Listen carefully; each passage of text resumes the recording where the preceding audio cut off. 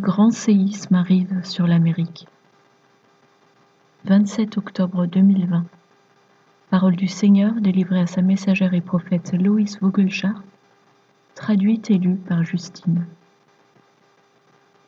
Loïs a commencé à recevoir ce message à 1h04 du matin et on a reçu les derniers mots à exactement 1h24.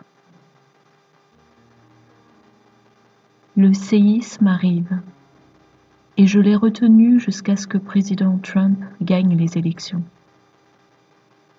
Sa victoire va susciter un grave chaos et la loi martiale va être déclarée dans diverses villes à travers votre nation. Donald Trump a choisi de ramener l'Amérique à ce qu'elle a été dans le passé. Or, la justice a été conçue pour arbitrer selon la véritable constitution américaine, telle qu'il était prévu, et non pas de la façon dont les libéraux, les socialo-démocrates, le décident. Votre nation a été conçue et votre constitution écrite selon mes lois et mes commandements. Et tous les hommes sont créés égaux à mes yeux. Écoutez votre cœur. Le Père parle. Et il sait ce que l'avenir réserve. La terre va se fendre à San Francisco, générant chaos et graves bouleversements. Votre président est là exprès pour une époque comme celle-là. Et il va provoquer le retournement de votre pays vers moi, car il suit mes lois pour la vie, la liberté et la justice pour tous. Laissez-moi guérir votre terre et votre cœur, tandis que vous vous séparez du meurtre, la pratique de l'avortement. La loi sera renversée, car je travaille dans les cœurs et les âmes à travers votre nation. Ce virus ne va pas vous dévorer, tant que vous continuez de le chasser au nom de Yahushua. Tenez ferme votre position contre tout mal, mon peuple, et élevez-vous. C'est maintenant l'heure de stopper le mal dans son élan destiné à faire basculer l'Amérique dans un gouvernement mondial unique. Les esprits réprouvés seront forcés à reculer lorsque Trump va marcher victorieusement sur le mal. Vous êtes tous des guerriers dans mon armée, et le monde va continuer de faire l'expérience de ma colère. Gardez la tête haute, mes amours.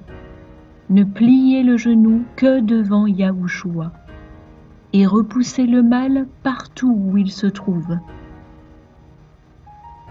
Aimez-vous les uns les autres pendant ces temps de la fin, et observez l'essor de l'or et l'argent qui vont prendre leur juste place dans mon royaume.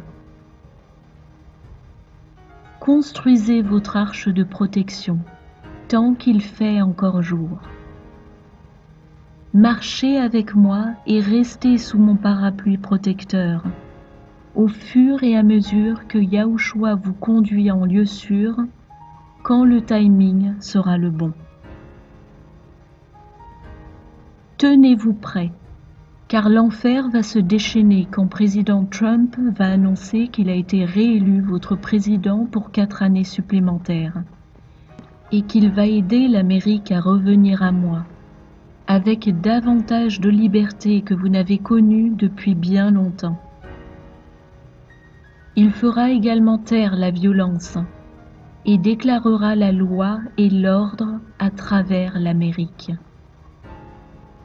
Avec amour, votre Père qui est dans les cieux.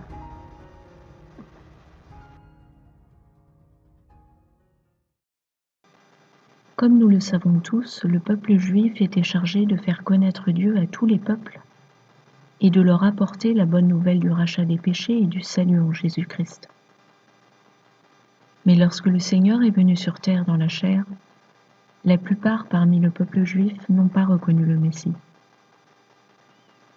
Le Seigneur a alors appelé à lui tous les païens qui croyaient en lui et a formé son nouveau corps de fidèles, son Église, un nouveau peuple pour porter son nom aux nations, mais sans abandonner le premier pour autant, car Dieu est fidèle à ses promesses et ne rompt pas ses alliances.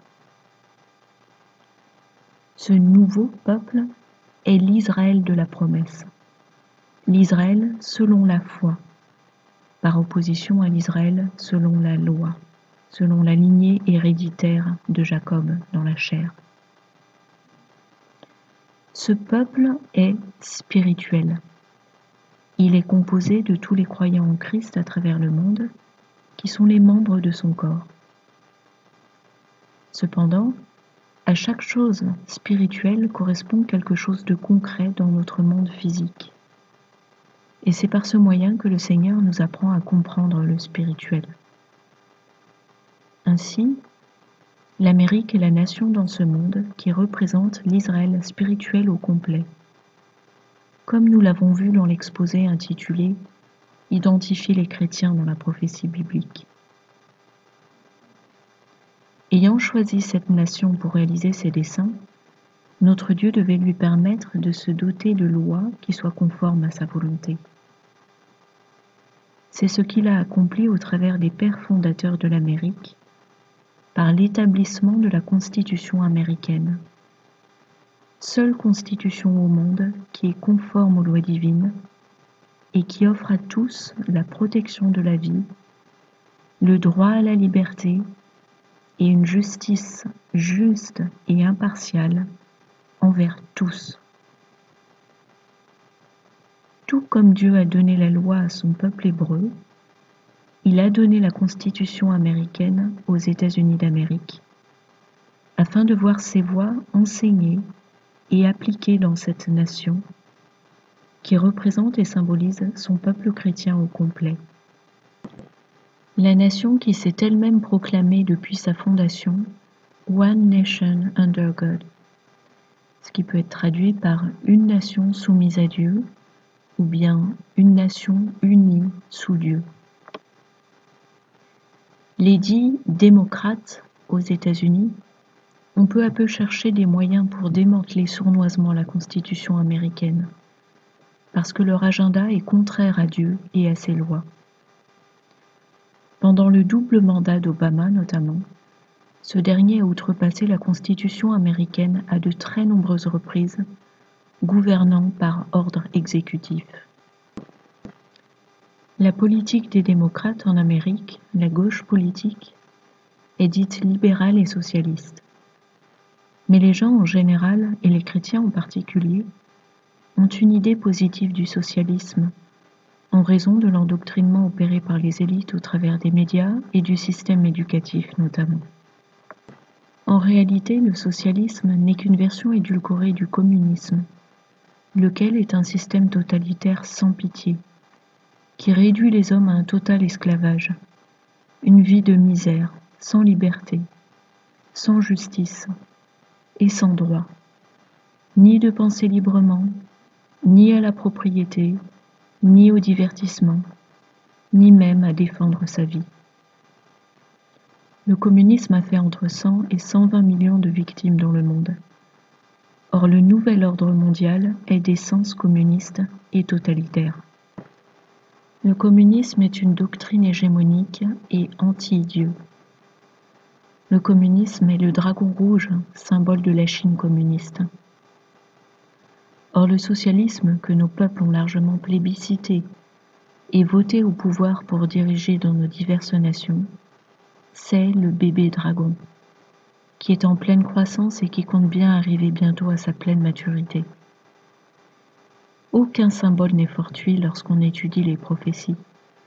Pensez au dragon rouge qui se tient devant la femme enceinte dans Apocalypse chapitre 12. À cet égard, on peut ici appréhender l'une des déclinaisons d'interprétation des 4 chevaux d'Apocalypse, en rappelant préalablement que, spirituellement parlant, le cheval est un instrument de guerre qui permet de gagner du terrain et participe ainsi à l'effort de conquête, l'implantation d'un agenda sur l'humanité. Voici donc l'une des dimensions d'interprétation pour les 4 chevaux d'Apocalypse, révélées dans les Sceaux au chapitre 6, versets 1 à 8. Le cheval blanc peut être vu comme l'impérialisme de la chrétienté pervertie par le Vatican. Ce cheval a apporté l'Inquisition. On pourrait penser que cette interprétation est anachronique parce qu'il est communément admis que le livre Apocalypse traite de la fin des temps. C'est juste, mais ce que beaucoup ignorent, c'est que la fin des temps a commencé à la délivrance de l'Esprit Saint il y a 2000 ans, selon ce qu'en dit la parole de Dieu. Nos conceptions sont souvent très éloignées de celles de Dieu parce que nous manquons voir le complexe symbolisme qui est derrière chaque terme et parole.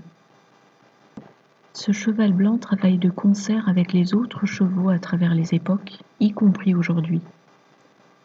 Nous savons d'ailleurs qu'une des figures qui en est le cavalier est l'actuel pape François, ou plus exactement l'un des faux prophètes. Le cheval rouge peut être vu comme l'impérialisme communiste. Le rouge est la couleur du communisme.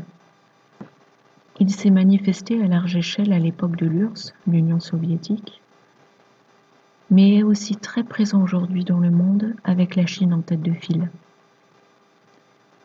Le cheval noir peut être vu comme le règne de la terreur.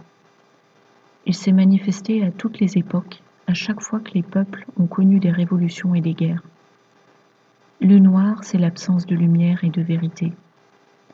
Il symbolise donc naturellement les ténèbres les plus profondes, donc le chaos total, l'anarchie. C'est la couleur des sans-loi, les pirates. Cela symbolise aussi ce qu'on appelle parfois le capitalisme sauvage, déformant la notion de capitalisme. Il s'agit des lobbies et des trusts qui, se hissant au-dessus de toute loi, dépouillent les richesses naturelles des peuples et les réduisent en esclavage, comme l'Afrique en a fait les frais jusqu'à aujourd'hui par exemple. Et enfin, c'est aussi la couleur du drapeau du djihad, la conquête guerrière de l'islam et son règne de terreur. Le cheval vert peut être vu comme l'impérialisme islamique. Le vert en effet est la couleur de l'islam. Il s'est manifesté à large échelle pendant toute la durée de l'empire turco-ottoman, mais est aussi très présent aujourd'hui au travers de tous les pays musulmans régis par un régime islamiste, ainsi qu'au travers de l'invasion démographique des pays occidentaux par l'immigration musulmane, qui équivaut à une conquête passive de l'islam. Satan utilise donc ces différents instruments de conquête selon les âges et les époques, et les combine à sa guise pour faire avancer son double agenda de domination et d'asservissement complet de l'humanité et de destruction de l'humanité. On peut ajouter que le nazisme, le national-socialisme, qui est anti-juif et anti-chrétien, est associé à la couleur brune, ce qui peut se voir comme une combinaison du cheval rouge et du cheval noir, ou du cheval rouge et du cheval vert. L'islam étant une doctrine fondamentalement et férocement anti-juive et anti-chrétienne. Pour revenir au socialisme, il est essentiel de comprendre que sur l'autel du socialisme ont été bâties et érigées de nombreuses abominations aux yeux de Dieu. La laïcité, qui est le rejet de Dieu dans la vie publique, le dépouillement des richesses produites par le peuple, par les élites qui s'enrichissent et distribuent selon une stratégie inique, non pas motivée par la solidarité, mais la maîtrise du peuple. L'anéantissement du véritable droit à la propriété, l'anéantissement du droit à la vie, la légitime défense interdite dans les faits et la mise à mort de l'enfant à naître, de nombreuses lois liberticides qui font ingérence dans la vie privée des personnes, et tout ce qu'on appelle la libération des mœurs et qui va à contresens des lois de Dieu, la destruction du mariage et de la famille, la légalisation du meurtre par l'avortement, la normalisation des relations homosexuelles et toutes sortes de pratiques contre nature. Pour que nos nations se tournent vers Dieu et deviennent des nations brebis, il va nous falloir réaliser ces choses en profondeur et rompre avec un grand nombre de croyances erronées. Il va falloir que nous nous repentions pour avoir pactisé avec l'ennemi au travers de ces autels impies que nous avons contribué à ériger, que nous avons servi et mis à l'honneur.